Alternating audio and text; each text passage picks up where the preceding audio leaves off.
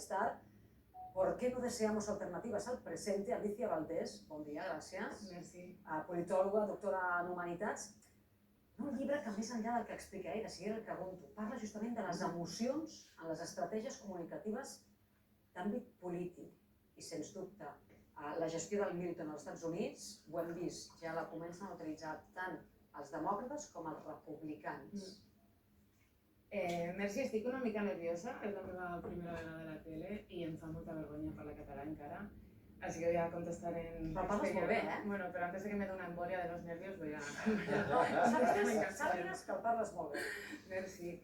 Efectivamente, a mí me recuerda un poco en 2009, ¿no? Que fue cuando teníamos la victoria de Obama y que precisamente había pasado un proceso parecido en Nueva Orleans, ¿no? Y cómo eso había movilizado en este caso a la población negra del estado de Luisiana, que es más del 50% de la población, ¿no? Y como fue un momento bastante claro de movilización de afectos. Creo que en este momento va a suceder algo parecido. Florida es un estado decisivo y cuando hablamos de que la política comunicativa, ¿no? La comunicación política está muy basada en los afectos, efectivamente, ¿no? O sea, una cosa que creo que hay que dejar clara es que siempre hay una movilización de afectos, ¿no? Tú cuando entras en un sitio, yo por ejemplo, mi primera vez en televisión, hay una movilización de afectos que hacen que yo esté nerviosa, ¿no? Y estar aquí también moviliza otra serie de afectos.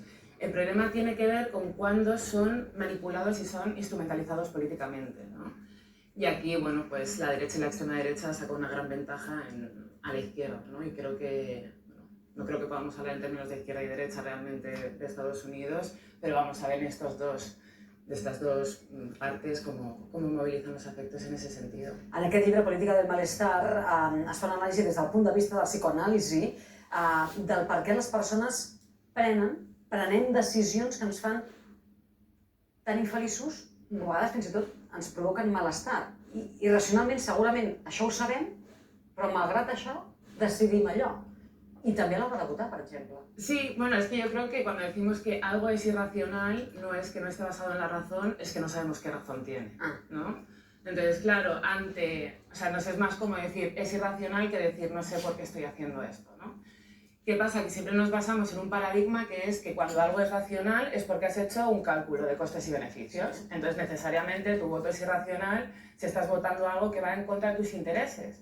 Pero cuando estamos hablando de intereses, siempre estamos hablando de intereses materiales o socioeconómicos. Pero es que hay muchos más intereses. O sea, hay gente que vota... Yo me fui a Argentina a estudiar la campaña electoral de Milei y veías que había mucha gente que decía yo le voto porque no dice boludeces o yo le voto porque dice las cosas con un par. Ahí hay también una cosa que tiene que ver con la identificación con el líder. Es decir, hay muchos otros elementos que condicionan tu voto y, bueno... Es que yo creo que un poco el paradigma este de las condiciones materiales, pues tristemente ya no, se nos queda corto.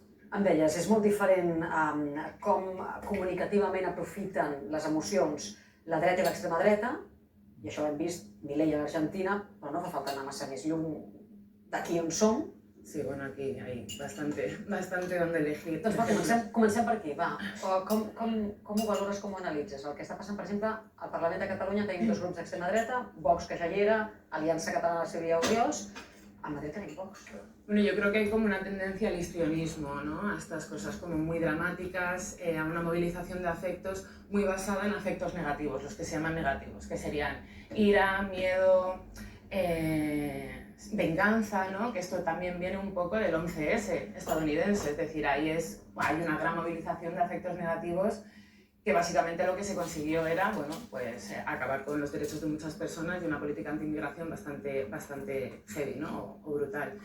Aquí tenemos un poco lo mismo, un poco bastante diría, ¿no? Ahora, por ejemplo, en el Estado español se han hecho diferentes regularizaciones de personas extranjeras con gobiernos de diferente signo. Aquí no ha habido ninguna discusión y ahora en pleno 2024 sí que se está planteando una discusión de corte xenófobo absolutamente sobre una posible ILP de regularización. Entonces, creo que tendríamos que darnos cuenta de que la conversación está cambiando y que está cambiando también mucho a través de la movilización de afectos. Aquí yo creo que también tenemos un problema y es que desde las izquierdas nos hemos creído siempre hijas de la ilustración, ¿no? Como herederas de la razón, de la voluntad, de lo consciente, etc. Y siempre hemos considerado que los afectos son como una cosa de las bajas pasiones que únicamente afectan a personas que no son, digamos, como intelectualmente, ¿no? Sí, efectivamente.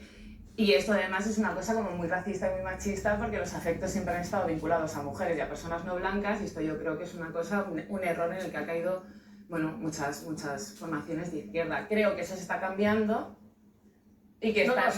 Somriure un rol central en la construcció d'això, de la realitat política. Què vol dir?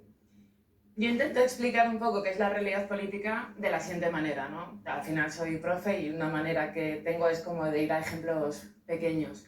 Si tú ahora le preguntas a alguien cuál es la realidad, cada una de nosotras te puede hablar de una realidad que yo la llamo realidad con minúscula, que es la que todas vivimos. Pero hay un discurso, un relato que es hegemónico, que es a lo que yo llamo realidad política con mayúscula. ¿Qué significa esto? Es básicamente cuáles son las reglas del juego en el que tú te mueves, ¿no? Reglas del juego, ¿cuáles pueden ser? Pues por ejemplo que tú no te puedas negar a tener un trabajo remunerado, ¿no? Porque si no tienes un trabajo remunerado claramente no puedes acceder, bueno, que igualmente tienes un trabajo remunerado y tampoco puedes tener un alquiler, porque esta historia de que el trabajo dignifica, a mí no me dignifica algo que no me permite tener una casa, ¿no? Y esto también creo que es uno de los grandes problemas que estamos teniendo ahora con generaciones más jóvenes, que es el relato que hemos vendido de que el trabajo dignifica, que si estudias, que si tal, que si no sé qué, bueno, esa promesa, digamos, se ha roto bastante. I aquí els mitjans de comunicació tenim també un rol important en la construcció. Bueno, absolutamente. Y que yo creo que habría que asumir de una manera un poco más central, por ejemplo, en procesos electorales. Quiero decir, la realidad política, cuando hablamos del centro, por ejemplo, decimos, ¿dónde está el centro? Bueno, es contingente. Hay cosas a la izquierda y a la derecha, y depende de dónde esté la izquierda o la derecha, tenemos un centro. ¿Qué es lo que sucede? Que cada vez el centro está más a la derecha, y eso tiene que ver con el blanqueamiento en muchos sentidos que se ha hecho de la extrema derecha en diferentes espacios de comunicación. Per entendre moltes de les coses que expliquem i analitzem en aquesta taula, aquest Política del Malestar d'Alicia Valdés, ¿por qué no deseamos alternativas al presente? Moltíssimes gràcies. A tu. Ho has fet de cine. Que ho has fet de cine. Merci. Que ho has fet molt bé. I llença't a parlar el català, que també ho fas molt bé. Gràcies, que vagi bé. Que vagi bé. I sort amb el llibre. Fins al pròxim dia. Fins la propera. Adéu, Estefania, abraçada cap a Madrid. Fins demà a les 8 i a continuació a TV3. El Tot es mou. Seguiment de l'actualitat de tot el que passi. Adéu.